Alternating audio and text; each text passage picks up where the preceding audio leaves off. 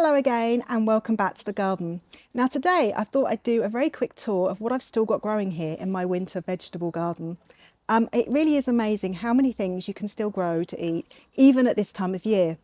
And while I'm doing that, I'm going to multitask because it is quite cold and it's coming up to lunchtime. So I'm going to multitask. I've got a bowl here. I'm going to pick some lovely salad leaves to go with some smoked salmon that I've got for my lunch later.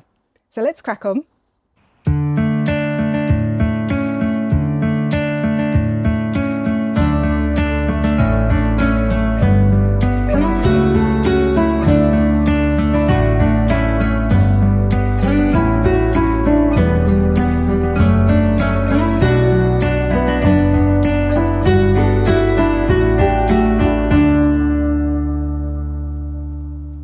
Now the first thing I'd like to show you is my lettuce. Yeah, my lettuce is still alive.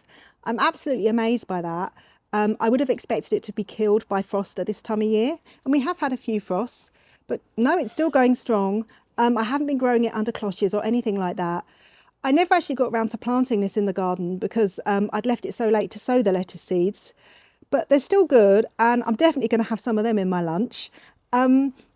I think really we are coming to the point where they are going to die soon because January and February are the coldest months here where I live.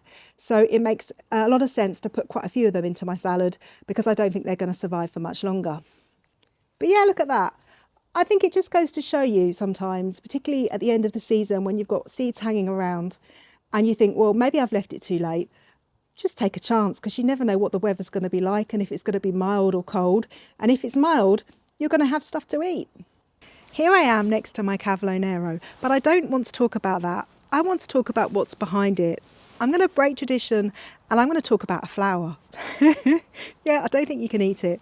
But it is just such a fantastic plant to have in the garden.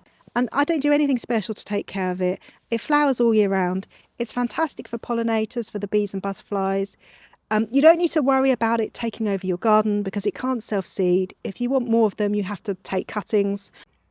Yeah, so it's a really beautiful flower. It's a very reliable plant. I've never had any issues with it. And if you're looking for something new to add to your garden or allotment, I highly recommend. Here in my bed next to my strawberries, we have this fantastic bull's blood plant. Now this is a member of the beetroot family, but unlike most beetroots, you actually grow this for the leaves. This is one of the leaves up close.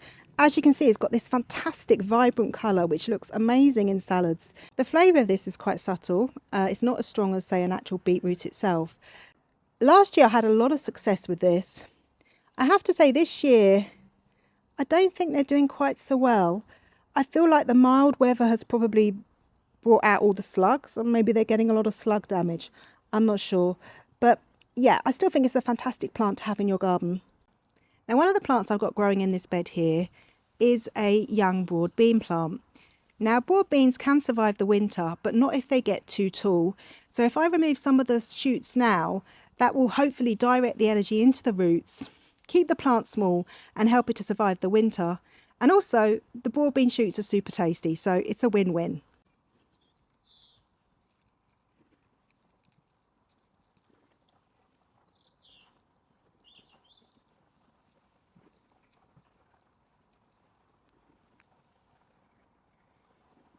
They taste a little bit like pea shoots, but slightly more broad beany.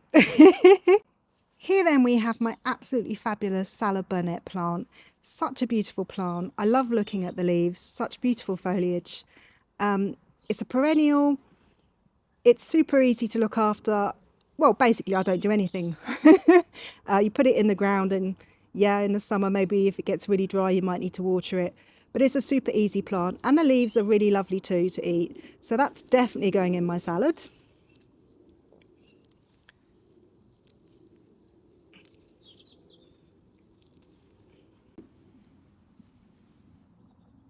Yeah, the bowl is filling up nicely now. Now next to my salad Burnet plant here, I have one of my sorrels. Let me just show you. It's quite small at the moment. But yeah, this is another edible plant. I'll take a couple of these leaves. I don't want to take too many because it's quite small. There we go. Again, stunning foliage, right? And it really adds interest to your salad. So look, that's already looking a lot more interesting than your average shop bought salad, I think. But I'm not done yet. So this is one of my most productive beds, I would say. And as you can see, I've got a number of the perennial brassicas growing. They look so beautiful at this time of year. I've also got a few things in this bed that are absolutely like a really good basis for a salad in the winter time. We have the perpetual spinach. This is looking really stunning at the moment. Definitely going to have a couple of those leaves. Yeah. In they go. And then at the back there, we have some chard. They're going to go into. And finally, if you look right at the back of this bed, I've got some spring onions. I think it would be nice to put a few of them in just to give the salad a slightly different flavour. So let's pop a few of them in. Let's pick them up. Obviously, I'll chop them up a bit.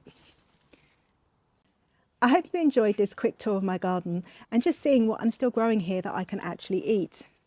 Look at that. How beautiful does that salad look? Now, yes, granted, there are a few holes in there. It's not as perfect as your shop bought salad bag. But I'll tell you now, the flavour's going to be so much better. I'll just give them a good thorough wash, make sure I get rid of any kind of residues or pests, and it will be good to go.